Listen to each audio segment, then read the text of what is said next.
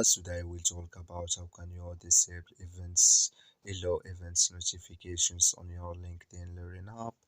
All you have to do, you just go down, click on my Learning down here. Then you come to this list. Then all you have to do, just click on your name.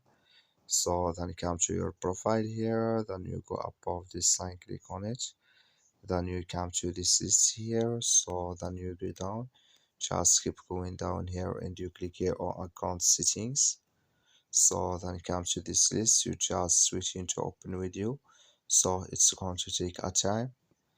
Then you click on notifications and come to this list. You click here on attending events here and come to this list. You come to allow event notifications. Click in this sign or this color. Like you see color, it's gone. That's mean allow event notifications disable with us now. That's all you have to do. Thank you for watching. Don't forget to support us by like and subscribe.